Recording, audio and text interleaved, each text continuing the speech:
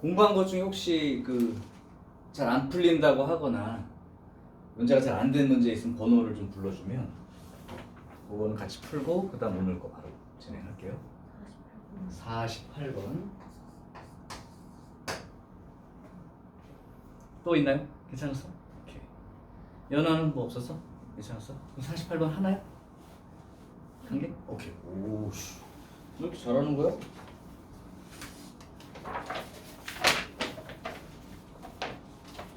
자, 48번은 그냥 A라는 집합이 6, 7, 8, 9, 10 이렇게 5개의 원소로 되어 있으니까 이 중에서 원소의 합이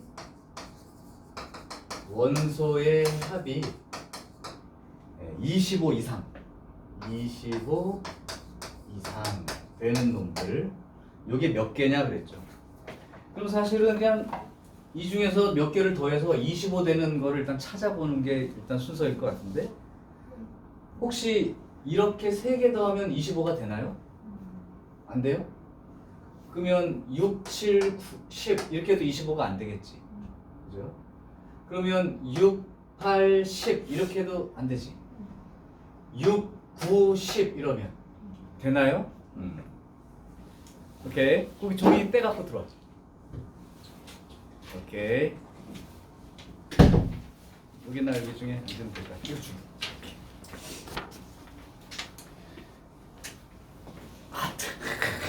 좋은 자리 또 알아서. 자, 그래서 사실 생각해보면 25라는 숫자가 6하고 9하고 10 이렇게만 생각을 해도 벌써 25가 되는 상황이야. 그럼 25 이상 되는 건 굉장히 많겠지. 그럼 이제 세기가 너무 많을 것 같다. 왜냐하면 이제 막 원소의 개수가 4개인 것도 막 되고 그러다 보니까 6, 9, 10 이상 되는 거가 25 이상 되는 놈이니까 25가 안 되는 놈 개수를 세서 빼는 게 좀 빠르지 않을까? 이런 생각을 한 거예요. 그러니까 원소가 5개니까 전체 부분 집합 개수는 32개가 되는데, 일단 원소가 하나도 없는 공집합, 얘는 일단 25 미만인 거지. 맞아요. 그 다음에 원소가 하나짜리, 원소가 1개짜리들은 전부 다 25 미만일 거예요. 그죠? 어차피. 그러니까 원소가 1개짜리는 5개죠. 여기 1개. 그 다음에 원소 2개를 가지고 있는 부분 집합 생각해봤을 때 제일 큰 놈 해도 19밖에 안 되니까, 그죠? 19밖에 안 되니까 원소가 2개짜리에 해당되는 놈도 전부 다 25 미만이야. 그래서 그럼 뭐 양쪽 똑같네. 이렇게 세나 이렇게 세나 거의 비슷할 것 같은데. 원소가 2개짜리는 그러면 6, 7, 6, 8, 6, 9, 6, 10. 그러니까 하나, 둘, 셋, 넷, 5, 6, 7, 8, 9, 10개예요. 꽤 많네. 이거 불리한데? 그러면 유진이는 25 이상 되는 걸 샜겠다. 나는 그냥 25보다 작은 거 세랬더니. 그 다음에 원소가 3개짜리 중에서 이제 25 미만이 되는 건 6, 7, 8 이렇게 되는 경우랑 6, 7, 9 이렇게 되는 경우랑 6, 7, 10 이렇게 되는 경우, 그 다음에 6, 8, 9 이렇게 되는 경우랑 6, 8, 10 이렇게 되는 경우, 그 다음에 6, 8로 끝났죠? 6, 9, 10 이건 안 되네. 그러면 7, 8, 9 여기까지는 되죠. 6, 8, 10, 7, 8 여기까지는 25 미만이라 6개예요. 그러면 25 미만이라고 셀 수 있는 놈이 15, 21, 22개가 되니까, 그러면 10개밖에 안 되는 거야? 그러면 거꾸로 이상 세는 게 나을 뻔했다. 지금 이게 이제 미만인 걸 찾을 때는 조금 경호수가 작을 줄 알았더니 불리하네요. 그러면 다 하나하나 세는 거밖에. 원래는 그렇게 세야죠. 근데 이게 나중에 경우의 수를 배우면 조금 더 빨리 셀 수 있는 건, 경험 있는 친구들은 좀 나중에 마지막 주 가서 하겠지만, 이 중에 원소 하나짜리 부분 집합이 5개인 걸 셀 때 그냥 5개 중에 하나 뽑기. 예. 이렇게 그냥 바로 세버리면 되고, 아까 10개 셀 때도 하나, 2개 이렇게 안 세고 5개 중에 2개 선택, 이렇게 해서 10개 그냥 바로 세버리는 방법도 있어. 그거는 이제 그때 가서 할 일이고, 지금은 세는 겁니다. 근데 만약에 이제 25 이상으로 세겠다 하는 사람은 6, 9, 10 이상 되는 놈들부터 셀 거니까 그냥 셌을 거야. 그죠? 원소가 4개짜리라면 무조건 된다 하는 거는 알고 있다면 5개 중에 4개 뽑기, 그래서 5가지랑 5개 중에 5개 뽑기, 그래서 1가지 이렇게 하고 나서 아까 원소 3개짜리 중에서 25 이상 되는 놈이 이제 4개, 이렇게 4개만 세면 되니까 그렇게 해서 10개 이렇게 쓰는 것도 괜찮습니다. 그래서 요거는 뭐 양쪽으로 다 가능한데 내가 조금 선택을 잘못한 것 같아. 개수가 32개면 32개보다 적은 쪽을 세서 빼겠다는 의도였는데 실제 세보니까 많았어요. 그러니까 얘네들은 그러면 4개 이상 원소가 되는 놈들하고 3개짜리 중에서 25 이상 되는 놈만 실제로 써보면 그게 될 것 같아요. 자, 그죠? 내가 조금 그럼 재밌는 문제를 하나 낼까? 이거는 책에 없는 문제일 거고, 이렇게 문제가 났다 그러면 어떨까? 이제 이건 실제 선배들 문제인데 재밌게 문제할게요. A라는 집합이 1, 2, 3, 4, 5 이렇게 돼 있는데 요거의 부분 집합이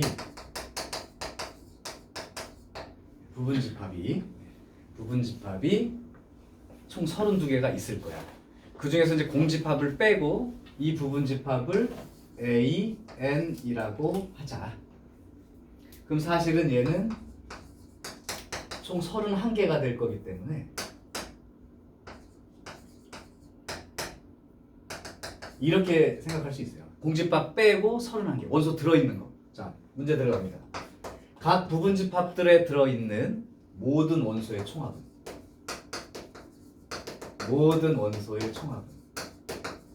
이건 아마 수학 하 배울 때 안 해봤을 거야. 생각보다 단순한데 그냥 막상 여러분들한테 하면 그럼 선생님 이거 부분 집합 31개를 다 써놓고 다 더하라고요? 이제 이런 뜻이 되겠지만 꼭 그렇게 생각할 필요는 없다는 얘기를 하려고 해. 이거는 지난 시간에 힌트를 미리 던질게. 그냥 하라면 이거 조금 시간이 걸릴 것 같으니까. 지난 시간에 어떤 힌트를 주려고 하는 거냐면 이거 부분 집합이 총 몇 개죠? 8개죠. 자, 1은 몇 군데 들어있습니까? 왜냐면 들어있을 수도 있고 안 들어있을 수도 있다가 경우의 수처럼 셌을 때 이 8개가 세지는 원리였단 말이야. 그러니까 이 8개 중에 절반은 들어있는 거고 절반은 안 들어있는 거니까 4군데에 들어있겠다 이렇게 생각할 수 있지. 그걸 조금 생각해서 얘를 한번 도전해보라. 뭐 답이 안 나와도 관계는 없는데 도전을 한번 해봐. 그냥 내본 문제예요. 부분집합이 총 32개인데 공집합에는 원소가 없으니까 빼고 31개인데 그 31개 들어있는 모든 원소들을 다 더해보면 도대체 얼마일까?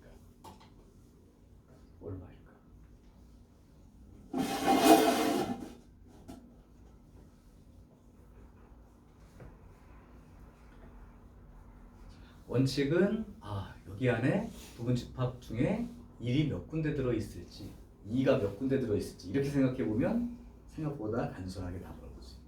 나와서 그냥 아이디어 문제죠. 아이디어.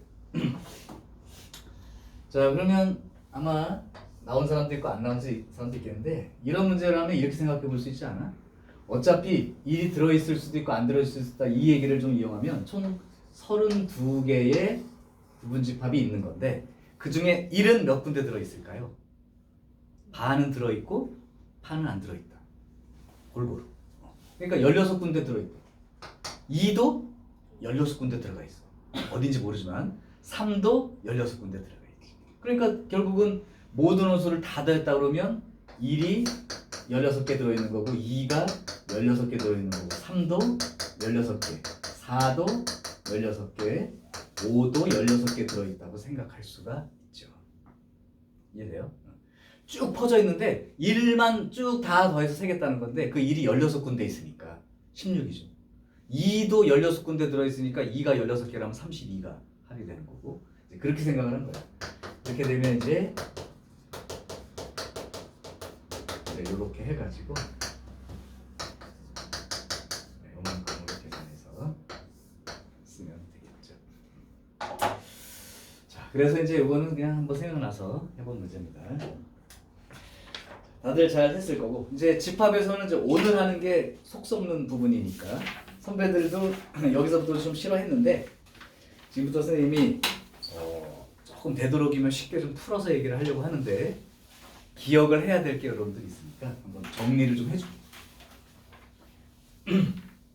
이제 지금 오늘부터 하려고 하는 게 뭐냐면 이제 집합이라는 게 뭔지 배웠고 기본적인 용어들을 이제 배웠는데 딱 오늘 하고 싶은 게 뭐냐면 이제 집합과 집합 사이의 관계를 나타내는 어떤 기호들을 좀 배우고 그 기호를 이용해서 뭔가 아주 복잡한 형태를 조금 더 쉽게 할 수 없을까 하는 게 목표예요. 그래서 이제 지난번에 처음 했던 거는 집합과 집합 사이의 관계 중에 이제 이런 기호는 배웠어요. 여기에 들어있는 모든 원소가 여기에 들어있으면 쓸 수 있는 기호, 부분 집합 기호 있었는데 오늘은 이제 그거 말고 다른 기호 4가지를 배울 거예요. 얘 뜻을 머릿속으로 계속 익히면 이제 하기가 쉬울 텐데 아예 한 번에 표로 정리해 줄 테니까 한번 해보십시다.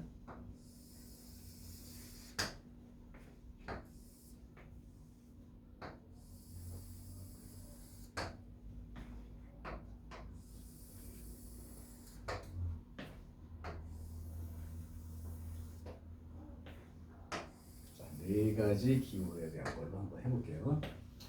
이쪽에다가는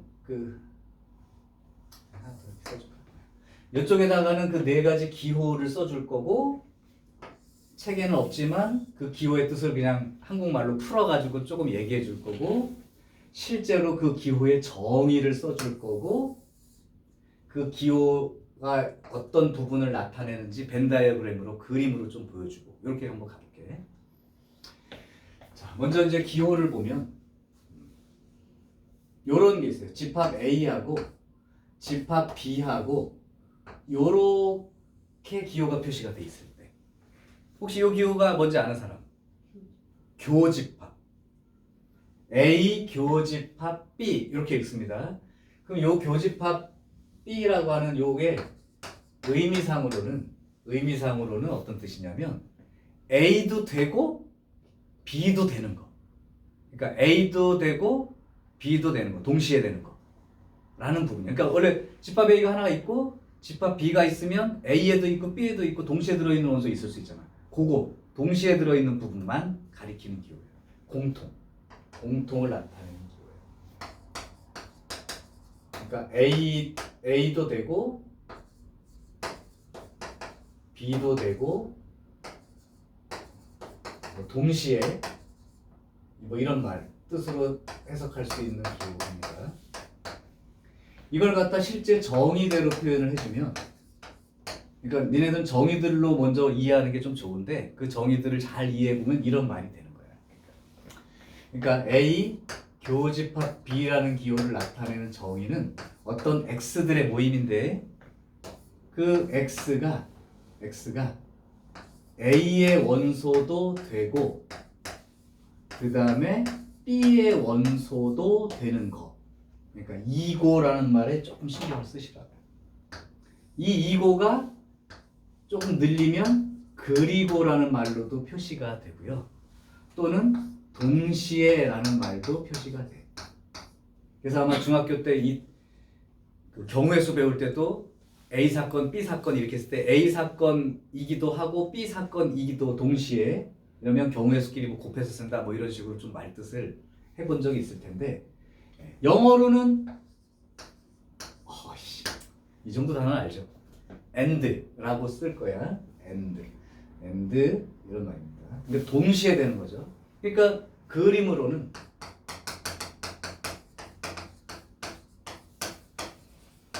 그림으로는 이제 A라는 집합이 이만큼이 되고 B라는 집합이 이만큼 있을 때 A도 되고 B도 되는 동시에 되는 부분이 어디냐는 거야.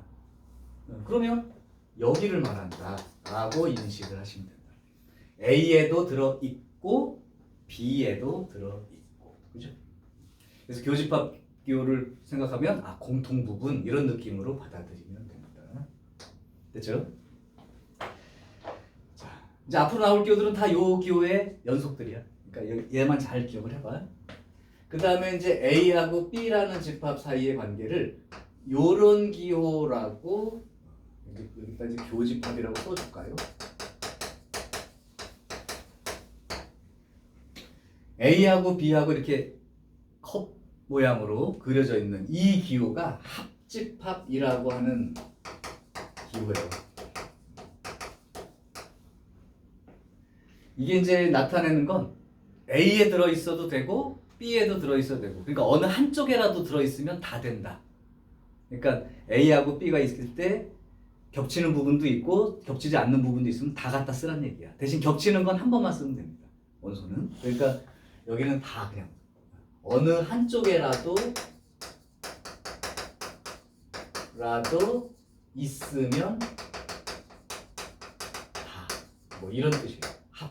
합이라는 의미가 공통뿐만 아니라 공통이 아닌 부분도 다 갖다 쓰는 거지. 예를 들면 우리가 소인수분해서 최대 공약수, 최소 공배수 중학교 때 배웠을 때 최대 공약수는 공통인 인수들 중에서만 골라서 썼던 거고, 최소 공배수 그러면 공통도 쓰고 아닌 것들도 다 갖다 쓰고 이렇게 썼었죠.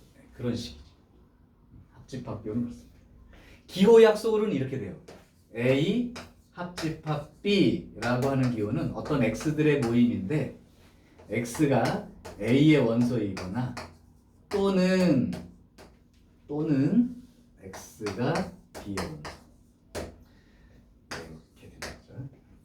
또는의 의미는 설명을 했을 텐데, 또는은 요쪽에만 있어도 되고 요쪽 하나만 돼도 되고 둘 다 돼도 되고 다 가지고 있는 거야. 한쪽에만 있어도 되고 둘 다 이어도 좋고 하는 뜻이 또는. 자, 이 또는이란 말은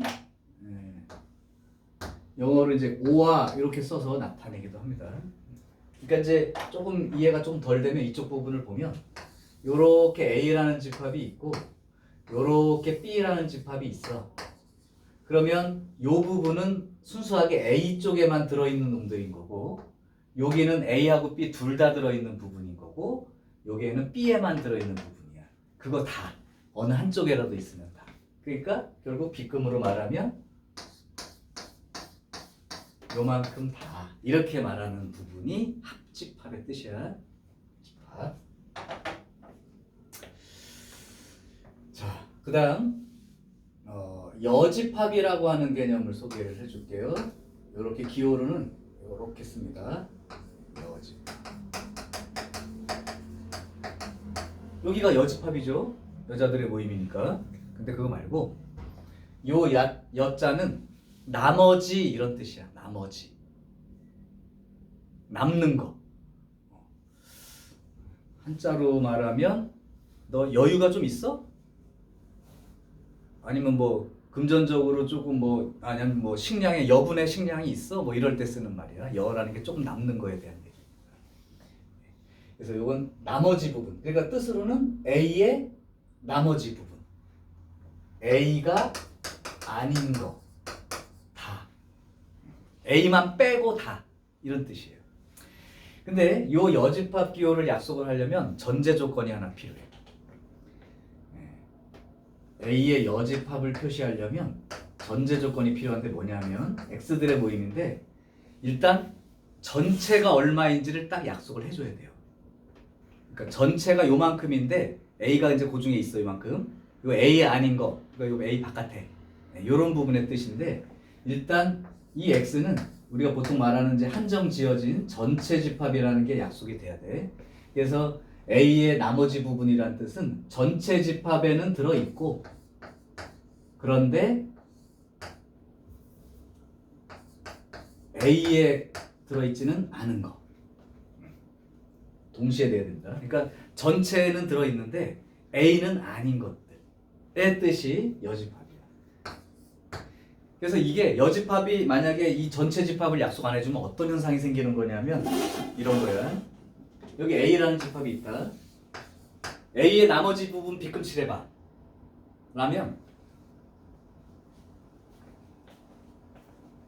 잠깐만 나 4층 데스크까지 칠하고 올게 하고선 계속 갔다 와야 돼. 칠할 수가 없어. 그래서 여집합을 의미하려면 요 바깥에 전체가 한 요만큼이다라고 딱 한 점을 지어줘.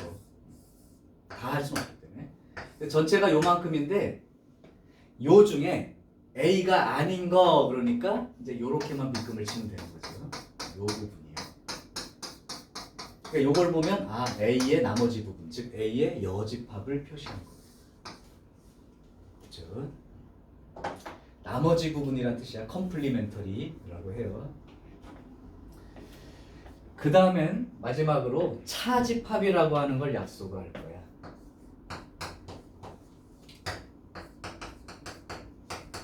자, 요거를 빼기라고 읽지 않도록. 빼기라는 기호가 아니라 차집합이라는 건데 이게 무슨 뜻이냐면 차집합은 앞에 있는 게 기준이야. A를 칠하고 싶은 거야. 그런데 B랑 겹치는 부분이 있으면 그거 빼고 쓰라고. 다시 A를 B끔을 막 칠하려고 했는데 B랑 겹치는 부분이 중간에 들어있어. 그럼 거기 빼고 나머지만 칠하라는 거야. 마치 이런 느낌이지. 예은이가 이제 엄마랑 백화점에 가서 예쁜 옷을 하나 골랐어. 딱 입고 딱 나와서 역시 옷 좋아. 역시 패션의 완성은 옷이야 하고 딱 가고 있는데 똑같은 옷을 입은 사람을 봤어. 기분이 별로 좋진 않죠? 아 내가 이쁘다고 골랐는데. 그러니까 이제 그게 좀 싫은 거야. 그러니까 얘도 A를 칠하고 싶었는데 B가 똑같은 놈을 갖고 있는 거야. 그래서 그거 빼고 에이 그건 빼. 이런 식으로 느낌 가지고 쓴 거죠. 그러니까 A인데 B랑 겹치는 거 빼고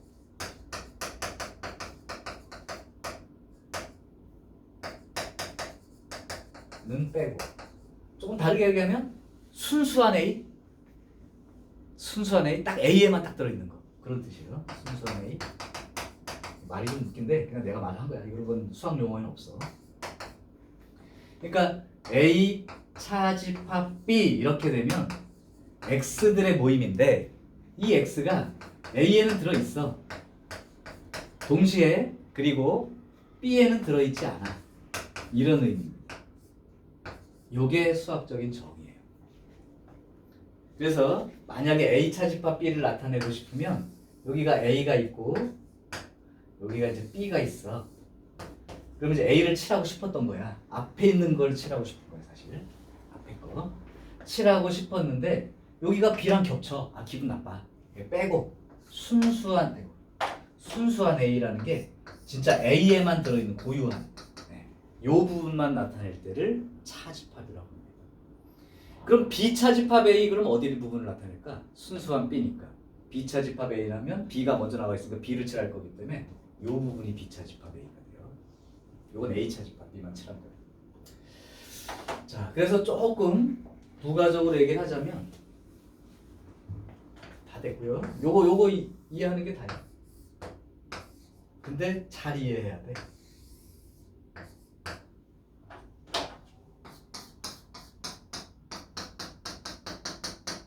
여러분이 한번 상상을 해봐. A 합집합 B를 칠해봤다고 생각해봐. 그 다음에 B 합집합 A를 칠했다고, 이거 교집합이죠. A 교집합 B를 칠했다고 생각해보고 B 교집합 A를 칠했다고 생각해봐. 그러니까 그림을 이렇게 그릴 수도 있고 B하고 A 그랬을 때 이렇게 칠할 수도 있는 거죠. 그럼 이 부분하고 이 부분은 같은 부분이죠. 그러니까 순서를 바꿔도 같습니다. 교집합이라는 건 순서가 바뀌어도 같은 부분이에요.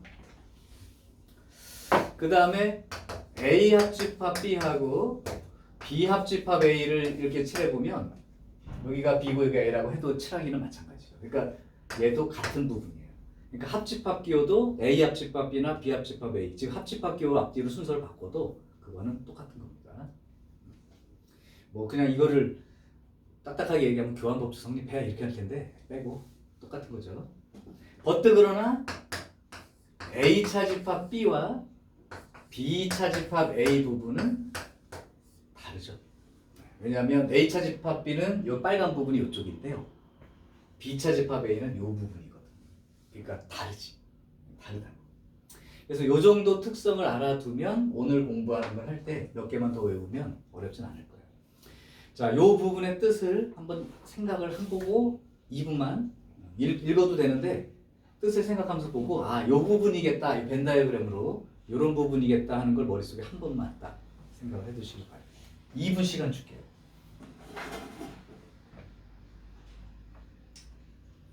지금 22페이지에 있는 얘기를 다 했어요. 한꺼번에 22페이지 다 했어요.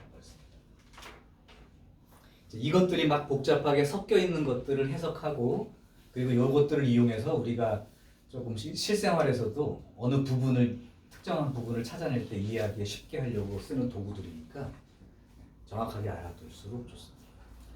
자, 조금 막 이 뜻을 정확히 외워두는 게 제일 이 정의를 말해보는 게 제일 좋긴 한데 그게 좀 어려운 사람은 요 말뜻이나 그림으로 가지고 어느 위치쯤 되겠다 이렇게 먼저 인식해도 좋아.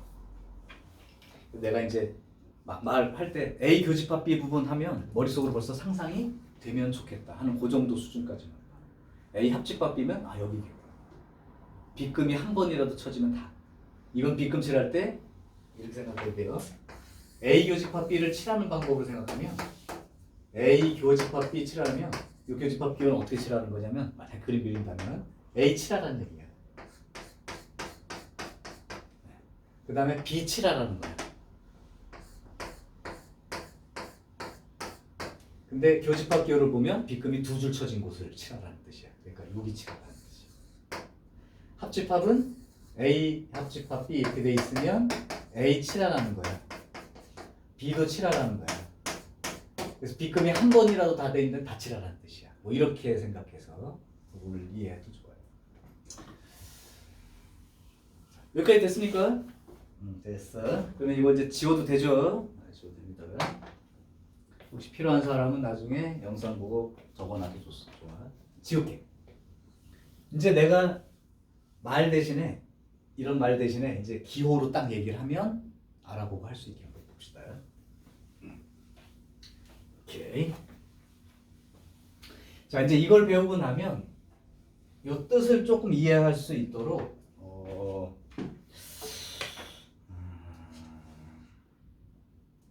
연습을 하나를 좀 해볼게. 그 25페이지를 한번 펴봐 그냥. 자, 25페이지에서 이제 우리가 지금 말했던 합집합, 교집합 이런 것들의 의미를 실제로 한번 확인을 해볼게요. 자, 1번 A가 10 이하의 소수예요. 그러니까 이렇게 쓸 수가 있죠. 오케이. 그 다음 집합 B는 30의 양의 약수야. 그럼 30의 양의 약수니까 1하고 30, 2하고 15, 3하고 5, 3하고 10, 그 다음에 5하고 6 이렇게 이제 여러 개가 30의 양의 약수가 써졌어요. 그 다음에 C는 4의 양의 약수니까 1, 2, 4 이렇게 됩니다. 자, 그래 놓고 나서 뭐를 물었냐면 개수를 물어봤어요. 어떤 집합에 A, 교집합 B, 합집합 C의 원소의 개수가 몇 개입니까? 그러면 일단 A 교집합 B, A랑 B랑 공통되는 놈을 먼저 찾아보면 A랑 B랑 공통은 2하고 3하고 5 이렇게 세 개가 되겠지. 그래서 A 교집합 B가 2, 3, 5가 되고 합집합 그 다음에 C 1, 2, 4 이렇게 된단 말이에요. 그러면 이걸 합하면 한쪽에라도 들어있으면 다 갖다 쓰면 돼 그랬으니까 순서대로 쓴다면 1 쓰고 2 쓰고 3 쓰고 4 쓰고 5 쓰고 이렇게 쓸 수 있죠. 아 그러니까 요 안에 있는 집합이 요거니까 원소의 개수는 5개 이렇게 쓰면 끝나는 거야.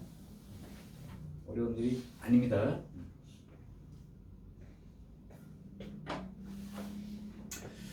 자, 그래서 합집합이나 교집합 기호의 그 약속을 이해하고 있는지 물어보는 거니까 이건 뭐 누구라도 다 할 거예요.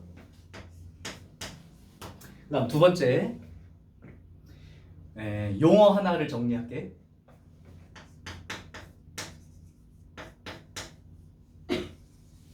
유진아 원래 그냥 우리가 숫자들을 대상으로 할 때 서로소 관계라는 게 어떤 관계죠? 숫자에서는?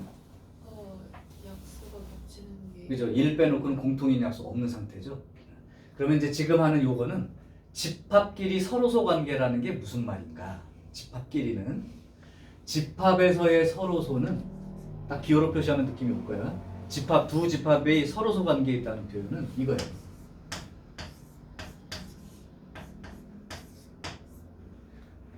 A 교집합 B가 공집합입니다. 즉 겹치는 부분이 서로 없는 거. 그거를 두 집합. 그러니까 벤 다이어그램으로 하면 너 따로 나 따로 이렇게 있는 상태를 A와 B는 서로소 관계라고 얘기를 한다. 그러니까 이렇게 기억을 해두는 게 제일 좋죠. 서로소란 말은 겹치는 부분 없어요. 자, 그 말뜻을 가지고 4번을 한번 볼까요? 4번은 여러분이 해보시고 나랑은 6번을 하자. 6번이 여러분들이 풀기에 더 적당할 것 같아. A는 A, B, C, D, E 이렇게 돼 있어. 이건데 이거의 부분 집합이 꽤 많죠. 32개나 되는데 그 중에서 집합 B가 D, E라는 거야. 그러면 요거와 서로소. 그러니까 이거의 부분 집합들 중에서 얘랑 서로소인 부분 집합은 몇 개일까요? 물었는데 이거를 지난 시간 화요일 날 배웠던 말로 표현해 보면 딱 끝나지. 자, 서로소란 의미부터 해서 얘와 서로소라는 건 서로 이렇게 공통 부분이 없다니까 D랑 E는 없다는 뜻이죠. 그럼 다 됐네?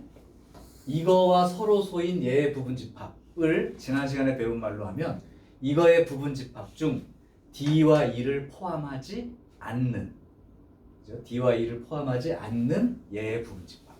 그럼 포함하지 않는다니까 완전 제외. 요 세 개만 가지고 부분 집합을 만들었을 때 개수와 동일함으로 8개라는 말을 쓸 수가 있죠. 됐어요. 그 다음 이제 여집합하고 차집합 관계를 한번 해볼게. 8번 문제를 한번 볼게요. 8번 문제 보면 A가 8의 양의 약수야. 그러니까 1하고 2하고 4하고 8. 그 다음 B가 한 자릿수의 한 자릿수인데 2의 배수예요. 그럼 2, 4, 6, 8 이렇게 집합이 두 개가 있다. 이때 A 합집합 B, 차집합 A 교집합 B 이렇게 이제 문제가 났어요. 그럼 A 합집합 B를 먼저 해보면 A 합집합 B는 1, 2, 4, 6, 8 이렇게 되고 교집합은 2와 4와 8인 거죠. 그럼 차집합이라는 건 뭐야? 얘를 쓰고 싶은데 앞에 거 얘랑 겹치는 놈은 빼고 써라. 기분 나빠서. 그러면 4, 6, 8을 빼고 쓰니까 이걸 차집합까지 포함하면 이렇게 되는 게 맞죠. 맞아요. 자, 여기서 문제. 이걸 못 간 사람 없을 거야?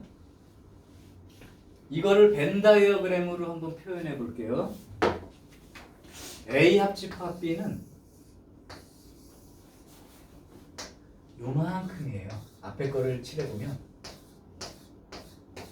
맞죠? 그 다음 A 교집합 B는 여기에요. 뒤에 구별하나? 여기에요. 그럼 차집합이라는 게 뭐냐면 이만큼을 칠하고 싶었는데 요 부분은 잘라내고 쓰라니까 이 부분이 이만큼인데 전체 여기를 잘라내고 쓰라니까 내가 원하는 부분이 사실은 여기하고 여기 말하는 거죠. 그럼 이게 벤 다이어그램으로 이걸 만약에 내가 그렸다고 치면 지금 2, 4, 8은 겹치니까 공통 자리에 있고 A는 1, 2, 4, 8이니까 여기가 1이 있는 거죠. 이렇게 B로 말하면 2, 4, 6, 8이니까 이렇게 되겠죠. 잠깐만 6이 여기 들어가 있겠죠. 이렇게. 그러니까 합집합에서 교집합 부분을 잘라내고 쓴 걸 말하니까 1과 6 이렇게 두 개의 원소가 들어있다는 말과 같게 되는 거지. 이렇게 그림으로도 상상할 수 있을 것 같습니다. 자, 이제 차집합 기호는 다 얘기할게요.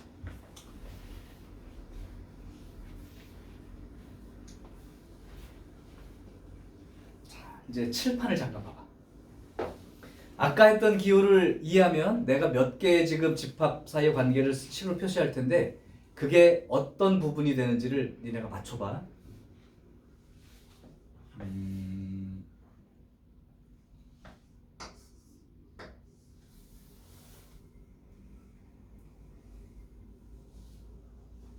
일단 그거부터 정하자. 전체 집합이라는 말의 의미를 좀 이해를 할게요. 아까 전체 집합 유효라고 한 게 전체 집합이란 말이 나오면 나는 항상 그 안에서만 생각한다. 전체 집합을 벗어나는 거에 대한 생각을 하지 말고 전체 집합이 그냥 내 눈에 보이는 그냥 진짜 전체라고 생각했을 때야. 그러니까 보통은 다 이만큼을 전체 집합으로 잡아주면 A와 B 같은 건 그 안에 들어있는 부분 집합 개념으로 생각하시면 돼요. 이 안에 들어있는 게 A나 B 막 이런 것들은 요 안에 들어있는 내용들을 말하는 거야. 자, 그러면 한번 얘기해 볼게. 직접 대답해 보는 거야.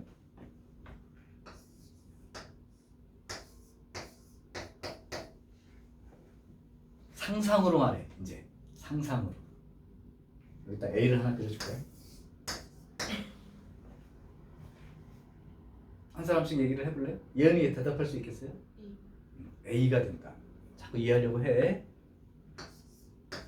전체랑 A랑 공통 부분은 여기랑 여기랑 겹치는 부분은 여기밖에 없는 거니까. A. 그럼 연하도 한번 얘기해 볼래요?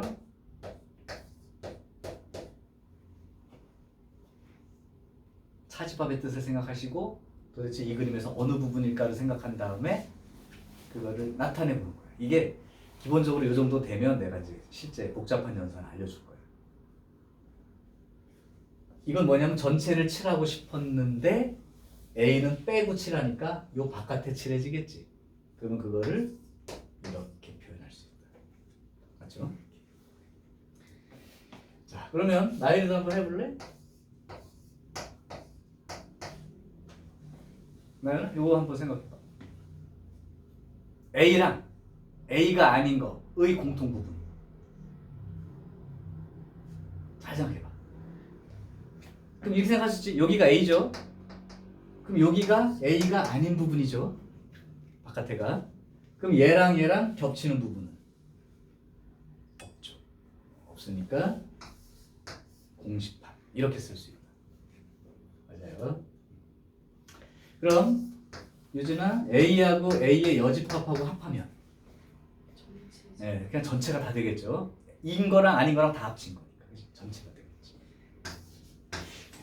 이런 등등의 기본적인 연산들은 여러분이 내가 따로 얘기를 하지 않아도 머릿속에서 그냥 떠올려서 할 수 있는 것들이라고 생각하고 이런 부분들이 조금 익숙해진다는 게 이 기호들을 잘 이해하고 있는 거예요. 여기까지 문제 없어요.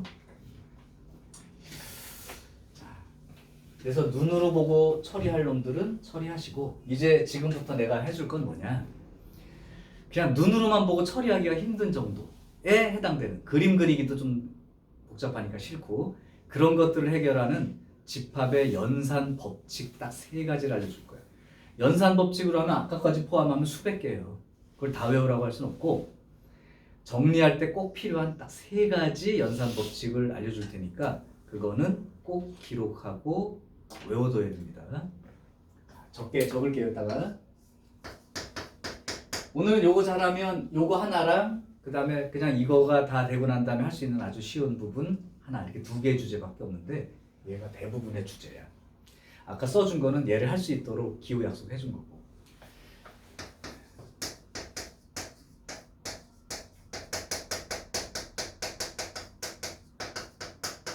아주 복잡한 형태의 연산을 쉽게 정리하기 위한, 그림 그리는 게 더 복잡한, 벤다 그림이 더 복잡한 그런 경우에 대해서 할 수 있는 연산 법칙 3가지. 첫 번째,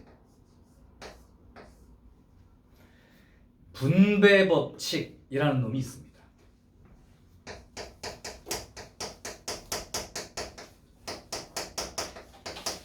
이건 우리가 많이 해본 일이에요, 사실은. 분배 법칙을 우리가 해봤던 거, 수상에서 배웠던 걸로 2글자로 부르는 이름이 있는데, 분배 법칙을 사실은 부르는 이름이 있어요, 2글자로. 수상 처음 부분에 할 때 아마부터 시작했을 거예요. 전개라고 합니다. 니네 이렇게 돼 있을 때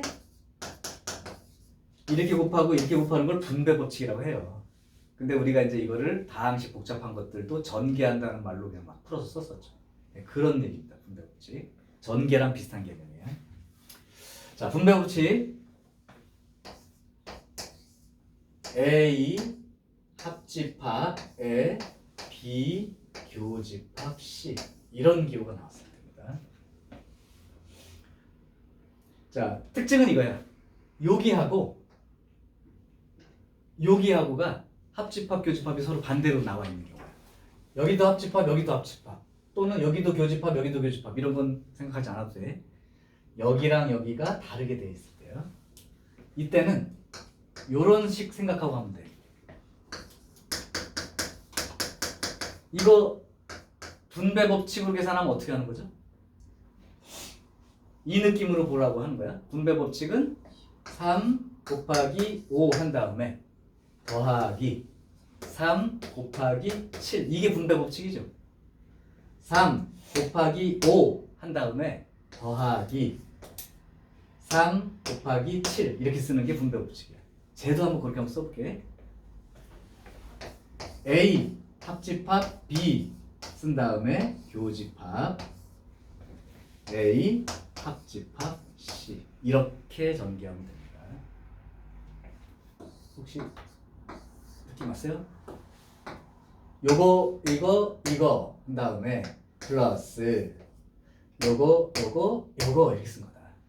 그러니까 요거 이렇게 한 다음에 요거 쓰고 그 다음에 요거 이렇게 쓴 거다.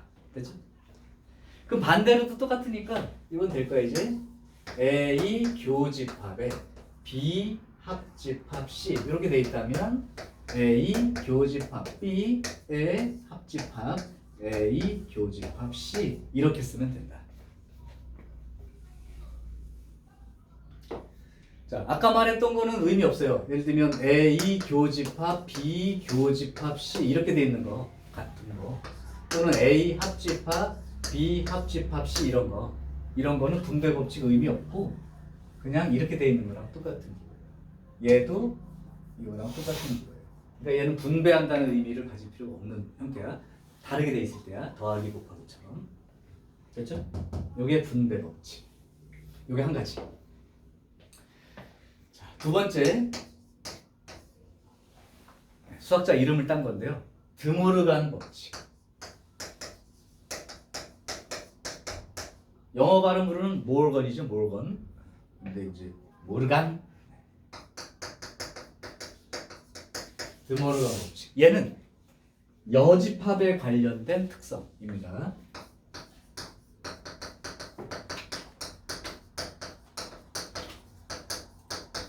그러니까 만약에 집합 A가 있고 집합 A의 여집합하면 어딘지 알 거야. 근데 이제는 이렇게 써 있는 거야. A 교집합 B라고 하는 이 놈의 전체 여집합. 이런 거 어떻게 쓸 건지. 자, 여집합 기호는 나머지 부분이란 뜻인데 여기서는 조금 내가 이런 말씀 안 되는데 조금 반대? 원래 반대란 말이 아니야. 나머지 부분 맞는데 반대 이런 개념으로 하는데 이게 이렇게 생각하면 조금 쉬울까요? 3 곱하기 2의 4제곱 그러면 얘도 4제곱 되고 얘도 4제곱 되고 뭐 이런 식으로 썼었지. 그런 것처럼 이 여집합이가 이 안에 들어있는 얘한테 전부 다 영향을 끼치고 있다. 이렇게 생각하고 쓰는 거야. 그러니까 A의 여집합 교집합의 여집합은 합집합 반대로 쓰듯이 그 다음에 B의 나머지 부분 요렇게 써주는 거고 그 다음에 거꾸로 요렇게 써있는 놈을 필요하면 요렇게 쓸 수 있는 거죠. 그러니까 요걸 보고 요렇게 여집합을 다 묶어내서 요거의 여집합을 다 묶어내고 이렇게 해서 바꿔 쓸 수 있도록. 그러니까 여기 있는 말은 항상 왼쪽에서 오른쪽으로가 50%. 오른쪽에 있는 형태를 보고 왼쪽으로 고쳐 쓸 수 있는 능력도 50%. 그러니까 나중에 하다 보면 연산하다가 막히는 경우가 생겨. 그거 오른쪽에 있는 형태를 왼쪽으로 못 고쳐서 그런 사람들이 태반이야. 그러니까 이쪽에서 이뤄가는 건 좀 쉽게 이해하는데 이걸 보고 이쪽으로 쓸 수 있게 공부하는 것도 그만큼 중요하다. 그러니까 얘를 이렇게 쓸 수 있다면 얘를 이렇게 쓸 수도 있어야 돼. 미리 그럼 팁을 좀 줄까? 이거 거꾸로 쓰는 방법을. 이쪽에서 이렇게 쓰는 방법을 아까 뭐라고 했니? 전개 이렇게 얘기했지. 그러면 전개의 반대 역으로 계산하는 방법 뭐라고 그래? 네 글자로 부르는 이름이 있어. 전개하는 걸 거꾸로 하는 연산. 인수분해. 인수분해예요. 인수분해의 핵심은 뭐야? 공통을 묶어 쓰는 거지. 이게 전개니까 이리 쓰는 것도 연구를 해두라고 계속 얘기했는데 어떻게 하는 거냐? 마치 인수분해 개념으로 쓰면 돼. 그럼 공통 부분을 묶어 쓰는 개념이죠. 그러니까 요만큼하고 요만큼이 공통이지. 그러니까 A 합집합만큼을 공통으로 묶어내고 나면 B 교집합 C만 남게 되지. 그렇게 쓰는 방법으로 생각하고 옮겨 쓸 수 있어요. 됐어요? 마찬가지. 자, 그러면 2번 A 합집합 B의 전체 여집합은 그럼 어떻게 쓸 수 있을까? 그러면 A도 여집합 되고 합집합의 여집합은 교집합으로 쓰고 B도 여집합이 되고. 여기서 팁을 하나 더 주자면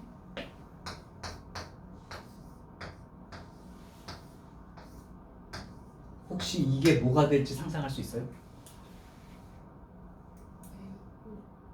A의 나머지 분의 또 나머지 부분. 네. 굳이 외운다고 안 해도 나 모습만 봐도 알걸?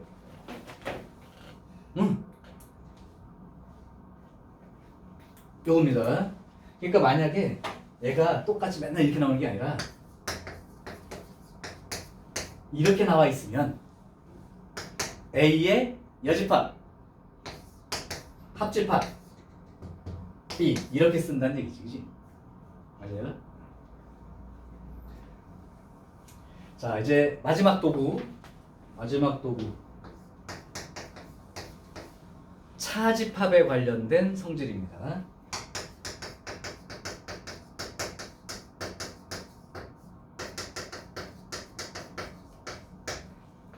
차집합의 성질은 뭐냐? 만약에 A 차집합 B 이렇게 나와 있다.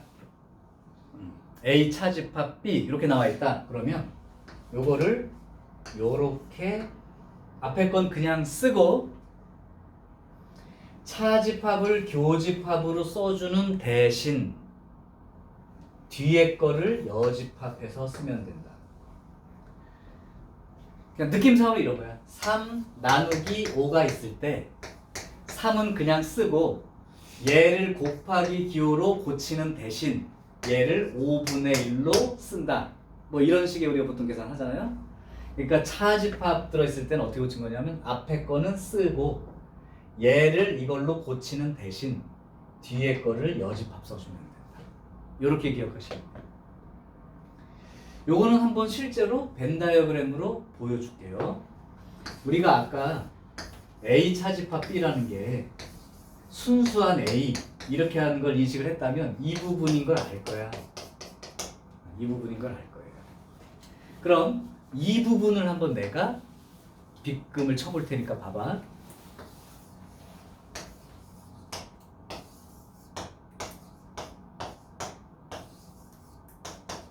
자, 교집합 아까 칠하는 방법 어떻게 했냐면 얘 칠하고 그 다음에 얘를 칠한 다음에 빗금이 2번 쳐진 곳 이렇게 얘기했어요. 그러면 A 교집합 B 여집합은 어떻게 하냐면 A를 칠하고 그 다음에 B의 여집합을 칠하고 그럼 B가 아닌 거 다 칠하는 거예요. B가 아닌 걸 다 칠하는 거예요.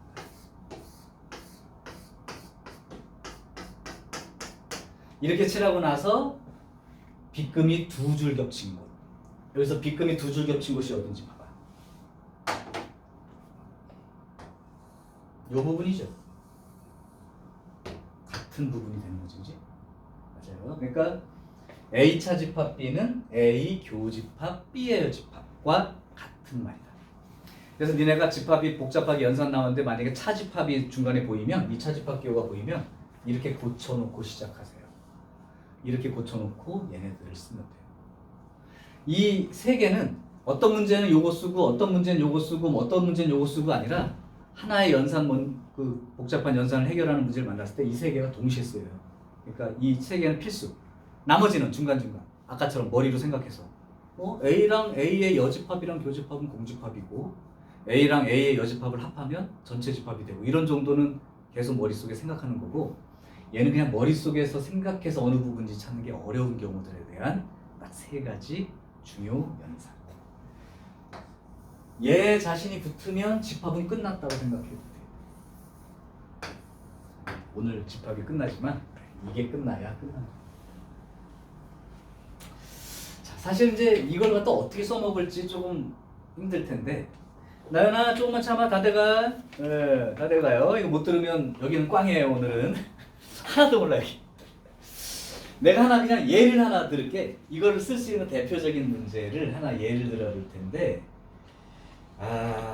뭐 다 풀 수 있는 문제이긴 한데요.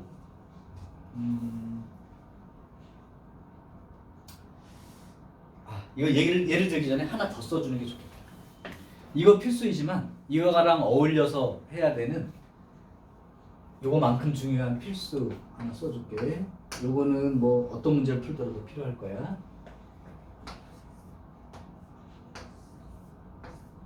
요게 어떤 기호냐면 여기 들어있는 모든 원소가 여기에 들어있다. 부분 집합이 된다 그랬는데 이게 그 벤 다이어그램으로 마치 이런 느낌인 거야. 뭐 100%는 아니지만 이런 기호가 나오면 이렇게 된 상태 정도로 생각하시면 돼요. 쏙 들어가 있는 거. 물론 같을 수도 있죠. 같아도 이걸 쓸 수 있는데 같으면 쓸 수 있는데 이렇게 된 경우라고 생각해요. 요거랑 똑같은 뜻을 나타내는 네 가지 표현을 아무 때나 필요하면 갖다 쓸 수 있게 준비해둬야 되는데 지금부터 해줄게. 상상해봐. 맨 처음에 상상해보고 그 다음 기억하세요. 요걸 보고 상상하는 게 더 쉬워. 요거랑 똑같은 말, 양쪽으로 화살표 친 건 똑같은 말이란 뜻이야.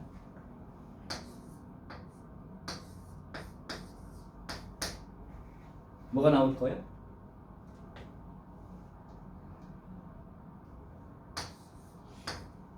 맞죠?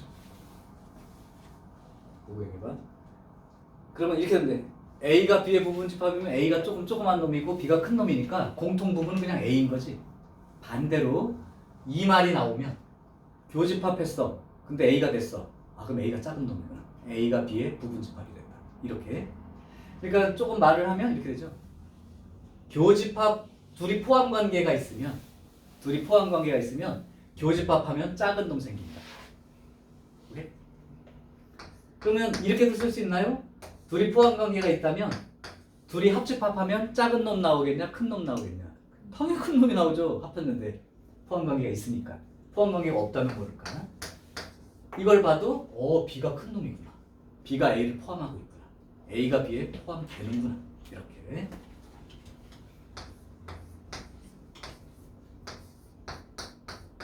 자, 그럼 이건 뭐가 될까요? 상상. A 차집합 B. A를 칠하고 싶었어. 근데 B를 오려갔어. A를 칠할 거야. 목표는 그랬어. B를 오려갔어. 여기 칠하고 싶었다고. 근데 B를 꽉 잘라갔다고.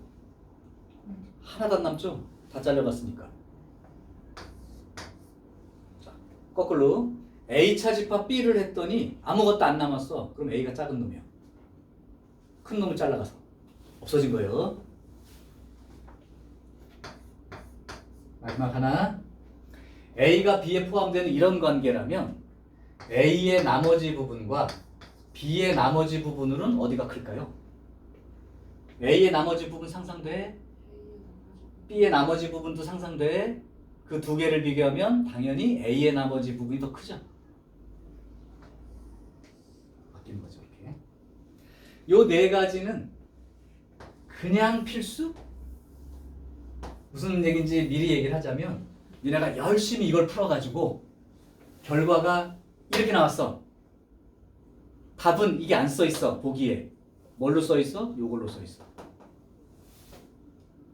그 얘기하니까. 이걸 다 똑같이 알아. 이게 같은 말이라는 걸 계속 보라는 얘기가 결과 열심히 계산해가지고 이렇게 나왔어. 근데 얘가 보기에 없는 거야. 답이 없는 게 아니라 이렇게 써 있다고. 그럼 얘랑 같은 말이니까 얘를 찾아줘야 되는 게 할 일인 거야. 그렇죠? 요 두 가지가 이제 우리가 할 일 중에 하나인데 그러면 요거까지 포함해서 내가 그냥 하나 예시를 보여줄게. 하나 예시를 보여주면요. 29번 문제를 먼저 볼래요? 29번을 먼저 봐봐. 하나 보여줄게. 요거 할 땐 정신 차려보자. A 교집합 B 합집합 A 차집합 B에다가 합집합 B를 했더니 A가 돼. 도대체 A와 B가 무슨 관계야? 라고 물어봤습니다. 29번이에요. 그냥 니네가 싫어하는 문제 하나 딱 내놓은 거야. 실제 문제는 이거보다 더 길고 복잡합니다. 그래도 하는 방법이 똑같기 때문에. 자, 그럼 내가 지금부터 한번 보여줄 테니까 눈으로 따라와. 안 적어도 돼. 이걸 어떻게 쓰고 있는 건지를 얘기해 주려고. 잘 봐봐요. A 교집합 B 별로 건드릴 게 없어요. 차집합 기호를 보면 용서하지 말고 고치세요. 차집합 기호는 빨리 고치세요. 어떻게? A 교집합 B의 여집합 이렇게. 자, 다음 얘를 만났어. 얘를 만났는데 더 이상 어떻게 못 건드리겠다 하는 사람은 아까 말했던 이 분배 법칙을 이렇게는 잘 사용하는데 분배 법칙을 거꾸로 사용하는 거에 익숙치 않았을 때 여기서 멈춥니다. 더 이상 진도 못 나가는 사람은 여기서 멈춘 사람은 이쪽으로는 잘 고치는데 반대쪽으로 못 고치는 사람들. 자, 그러면 분배 법칙을 사용한다는데 거꾸로 사용하는 거죠. 이 부분이 보이죠? A 교집합이 공통. 따라서 A 교집합이 공통이고 그럼 남는 게 B하고 B의 여집합의 합집합 이렇게 됩니다. 자, 여기서 머릿속으로 한 번 더 생각. 이거 요게 이 정도 머릿속으로 생각하는 거. B랑 B의 여집합 합하면 전체 집합이 되죠. 그래서 요게 전체 집합이 되는 거예요. 그러면 A 교집합 전체 집합. 그럼 뭐가 될까요? A랑 전체 집합의 교집합 공통. A가 되는 거죠. 그러니까 이만큼 계산한 게 그냥 A가 되는 거고 합집합 B가 되고 그게 A가 돼서 결론이 이렇게 나온 거예요. 자, 그럼 이거는 뭘 나타내는 거야? A랑 B랑 합쳤는데 A가 됐어. 그럼 A가 큰 놈인 거지. B가 작은 놈. 아, 요런 관계구나. 그래서 보기에 딱 요 놈이 있을 것 같은 생각인데 없으면 이거랑 같은 말로 할 수 있는 거 다 찾으면 됩니다. 자, 그래서 보기 찾아봤더니 항상 옳은 것 그랬습니다. A 교집합 B는 A. A 교집합 B는 A. 아니죠. 여기 이렇게 나왔으니까. A 합집합 B는 A. 여기 그대로 나와 있네. 아주 노골적으로. 2번이 맞는 거죠. 3번 A 교집합 B는 공집합. 이런 건 없고요. A 차집합 B가 공집합. 이것도 없어요. 그 다음에 B가 A에 포함되기 때문에 B의 여집합하고 A의 여집합 사이에는 요렇게 치는 게 맞겠죠. 반대로. 그러니까 B의 여집합이 크다고 나와야 되니까 5번도 틀렸습니다. 이해돼요? 하나 더 보여줄까요? 나는 자연스럽게 쓸 수 있는데 아직 여러분들은 자연스럽게 쓸 정도까지는 아니고 이해하는 정도로 먼저 보시고 하나를 더 볼게요.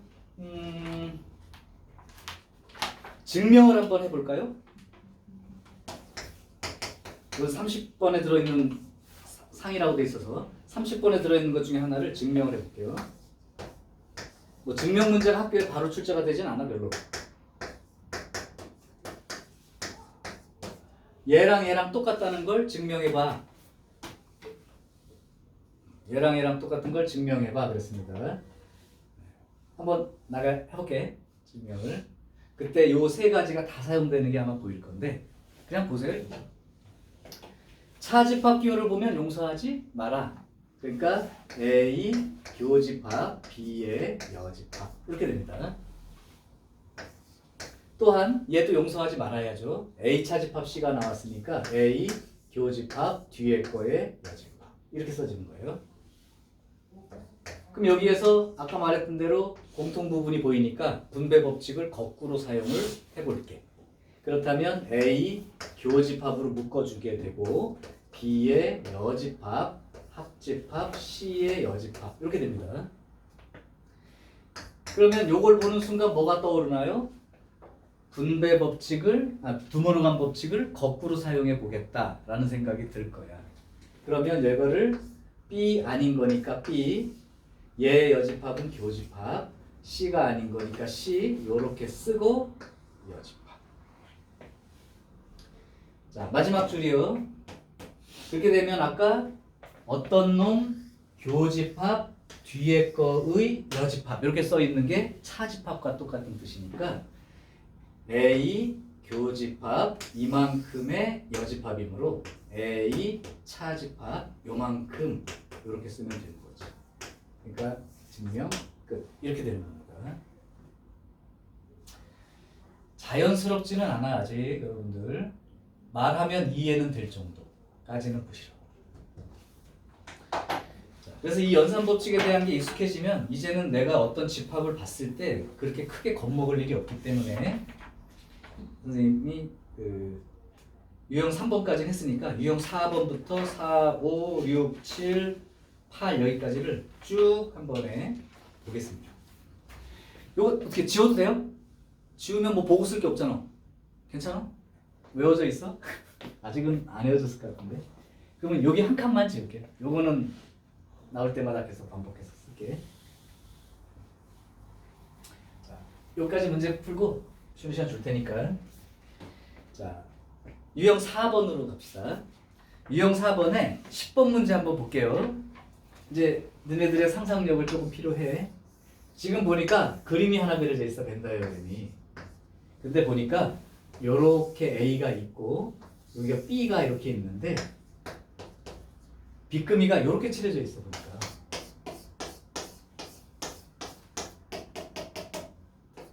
이렇게 칠해져 있는 거예요. 이거랑 같은 부분인 거 한번 다 찾아보래. 이 기억, 니은, 디귿, 리을 중에서 빗금이 이렇게 칠해줄 수 있는 놈들을 찾아보라는 거야. 기억을 봤어. 기억을 봤더니 A 차집합 B의 여집합 이렇게 썼는데요. 이제는 조금 배웠으니까 어떤 식으로 생각하는 거냐면 이렇게 있을 때 이 A 차집합 B를 아예 한 번에 딱 여기 이렇게 말할 수 있으면 좋겠다고. A 차집합 B가 어디죠? 여기죠. A 순수한 A. 그거의 나머지 부분이니까 이 바깥쪽을 칠했다면 얘랑 같아질 수가 없죠. 맞아요? 얘 말고 나머지를 칠한 거니까 여기 빼고 다 칠해져 있다의 뜻이잖아. 그러니까 요거 빼고 나머지 이쪽이 칠해져 있는 거니까 얘는 아니죠. 그렇게 따지면 얘는 그러면 요 부분이 뭐야? B차집합 A 부분 아니야? 그죠? B차집합 A 부분이야. 그러니까 B차집합 그냥 눈으로 보고도 B차집합 A의 나머지 부분을 칠했구나. 이거는 참이 된다는 게 그냥 알 수 있는 사실이에요. 그래서 니은은 또 맞아요. 그러면 이게 맞는다면 이걸 가지고 여기가 차집합이니까 앞에 거 쓰고 교집합 쓰고 뒤에 거에 여집합 이렇게 쓰고 나면 B의 여집합에 합집합에 A 이렇게 써진 것도 같은 부분일 거다. 합집합 기호는 순서가 바뀌어도 상관이 없다고 했으니 이렇게 써 있어도 관계없고요. 그럼 보기 중에 혹시 이렇게 생긴 놈이 있다면 이 놈도 답이 될 수 있죠. 리을이죠. 그러니까 결국 니은과 리을만 구하면 되죠. 한 개만 더 해볼게요. 그 밑에 11번 쉬운 걸로 한번 해볼게. 전체 집합 U가 1, 2, 3, 4, 5, 6, 7이다. 이건 이제 그냥 여러분들 충분히 할 수 있는 문제. A가 1, 2, 3, 4, 5다. 그 다음에 B는 2, 4, 6이다. 그랬을 때 벤 다이어그램이 색칠한 부분이 나타내는 거 그랬는데 아예 벤 다이어그램을 그려봅시다요. 그러니까 내가 한번 그리는 걸 봐봐. 일단 전체 집합이고 일단 A와 B가 있다고 쳐 이렇게. 그런 다음 벤 다이어그램을 이용할 때는 항상 교집합 부분을 먼저 챙기세요. 교집합 부분을 잘 챙깁니다. 그럼 이 둘이 A와 B 공통 누가 있니? 2하고 4가 있지? 그럼 그 공통 부분 2, 4를 여기다 이렇게 적는 거예요. 맞지? 그런 다음에 이제 A를 다 하는데 A가 1, 2, 3, 4, 5야. 근데 2, 4는 여기 있으니까 1, 3, 5가 여기 들어있다고 생각하고 그릴 수 있는 거라.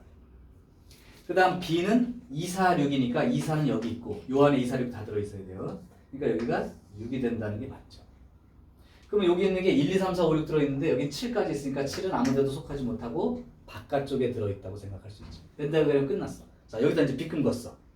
이렇게 빗금이 칠해져 있고 그 다음에 이렇게 칠해져 있죠. 그 그림에. 그러면 결국 색칠한 부분은 2, 4, 7 이렇게 되죠.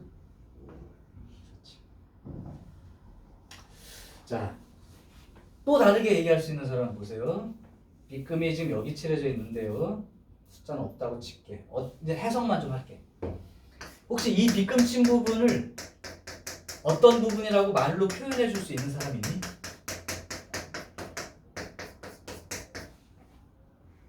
우리가 배웠던 어떤 것 중에서 뭐라도 좋아. 이 빗금 친 부분을 뭐라고 말로 표현해봐. 어떤 부분이요? 이런 식으로 할 수 있는 방법대로.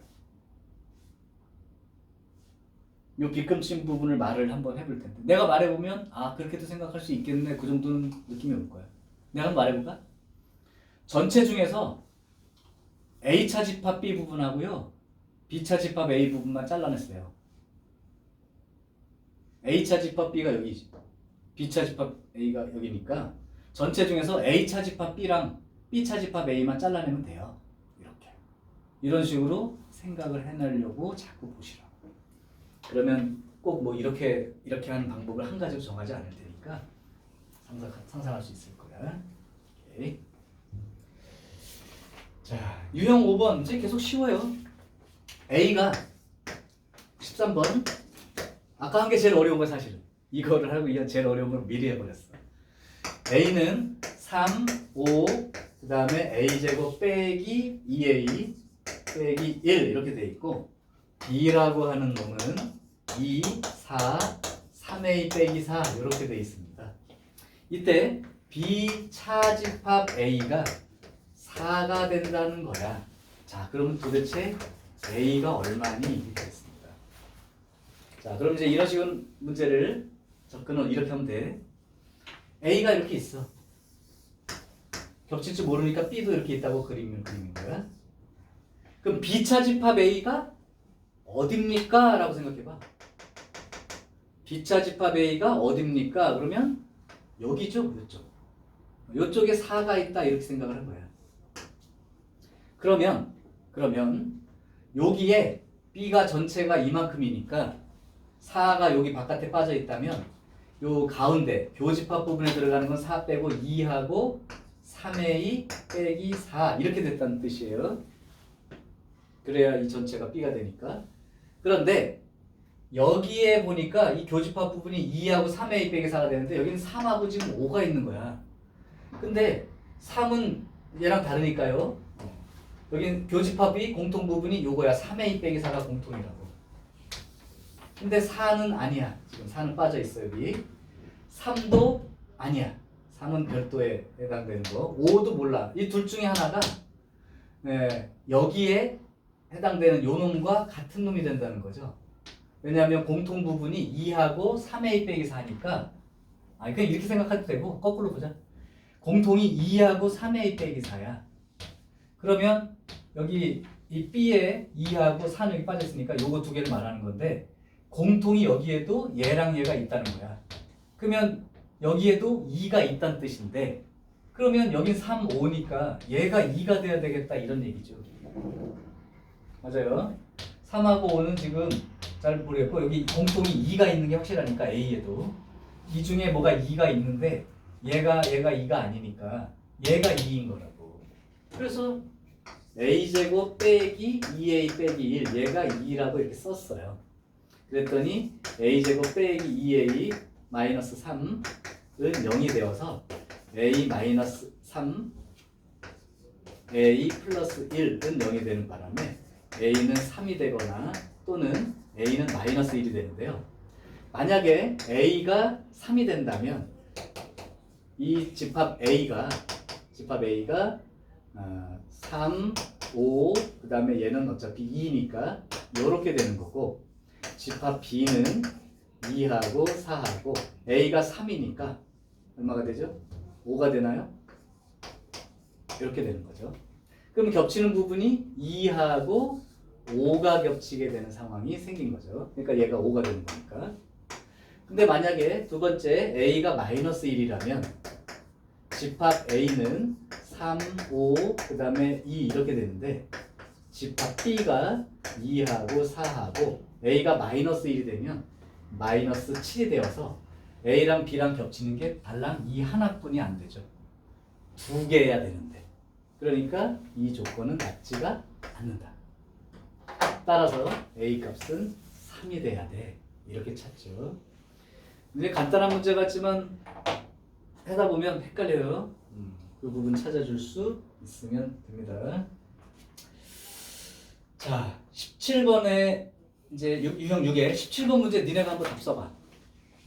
17번은 뭘 생각하면 돼? 아까 A가 B의 부분집합이 된다랑 똑같은 뜻을 나타내는 표현이 여러 개 있었다. 그거를 다 기억하고 있는 사람은 순식간에 답을 찾을 수가 있다. 한번 기억해 보려고 노력하고 아니면 펴서 한번 보시든가.